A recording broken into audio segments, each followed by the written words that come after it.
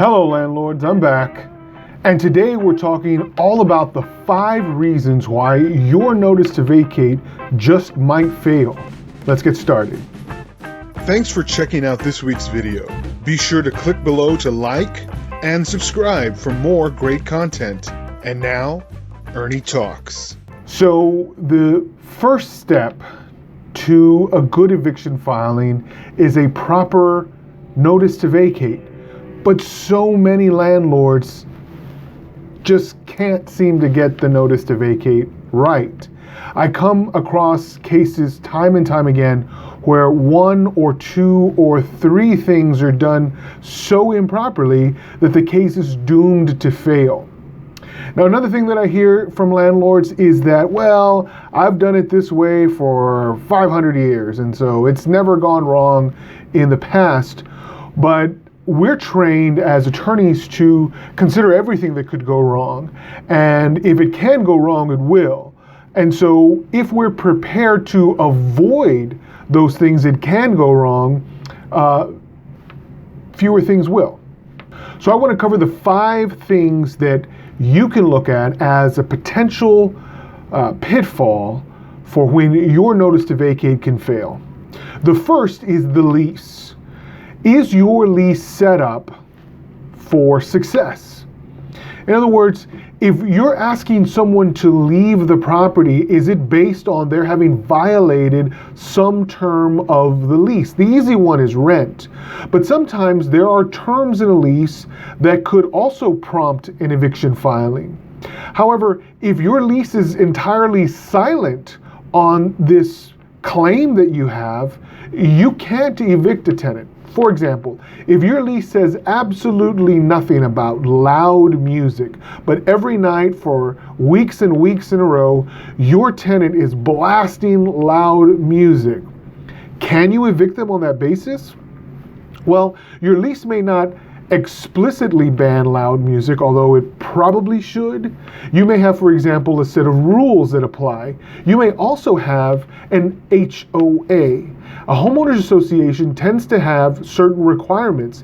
If your lease makes your tenant subject to those requirements, you may have something that's not explicitly stated, but if required in your lease, a general provision saying you must adhere to all of the requirements of the homeowners association, for example, then you do have a basis for potentially evicting a tenant who is in violation of that provision. So does your lease protect you in this situation? You're the best person to know about that. Read your lease and make sure if you're making a claim and asking someone to vacate, that your claim complies entirely with your written lease. Next, sometimes the wording itself is a stumbling block for landlords. Does your notice to vacate actually demand that a tenant vacate? You'd be surprised, but sometimes the landlord is more interested in getting the tenant to do something else, namely to pay rent, which is great.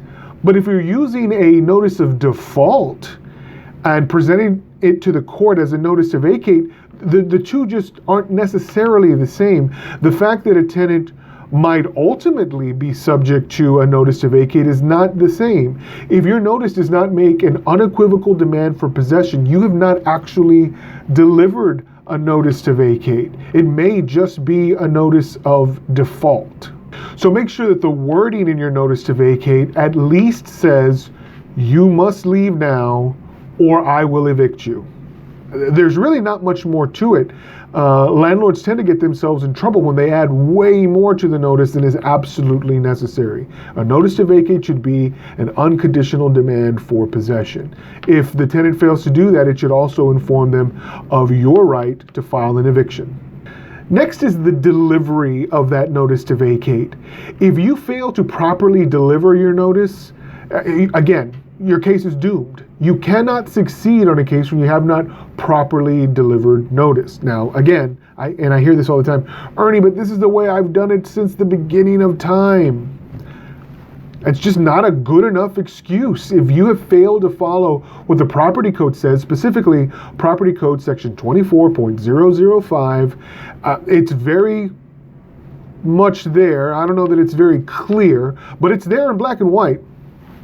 Now, while there are various ways of delivery, I always tell my clients that my preferred method is always regular and certified mail. Now, you'd be fine with just the regular mail, but the certified mail has a kind of tracking that courts love.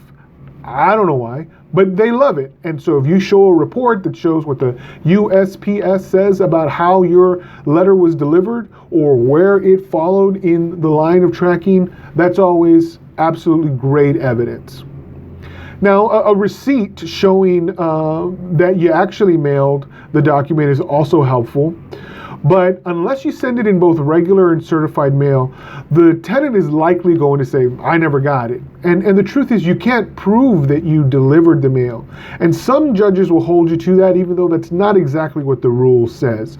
But regular and certified mail, most of the time, is a very rock solid way of delivering your notice to vacate. The other is by personal delivery, which requires that you put it in the hand of the tenant.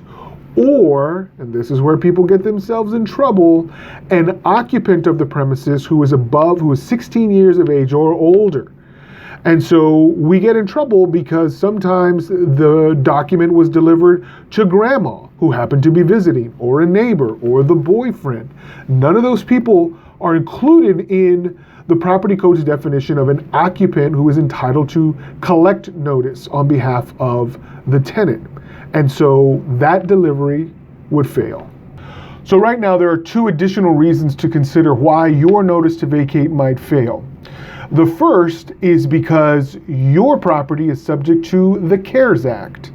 Now, the CARES Act is a piece of legislation that was signed by Congress and enacted into law in 2020. March of 2020, Congress passed the CARES Act and it was signed into law. And so if your property is subject to the CARES Act, you may still be required to give a 30-day notice to vacate. Your lease might say something different, and the Texas Property Code by default says something different. But if your property is subject to the CARES Act, you have to abide by what it continues to say. That being said, if you don't know if your property is subject to the CARES Act, here's a simple test. Number one, do you have a mortgage? If you do, you need to call your mortgage holder and just ask. Call up your lender and say, I need to know if my house is subject to the CARES Act. Is it? And your lender should have a pretty definitive yes or no for you. The other way to know is your property is in some way connected to a government program for rent or housing. Section 8 is this way. Other HUD housing programs are this way. There are various of them. But if you're already connected to some kind of federal housing, you are definitely subject to the CARES Act. That being said, if you know you have to give a 30-day notice to vacate, there's no way around it. Give the 30-day notice to vacate. Then you can move forward with your eviction filing.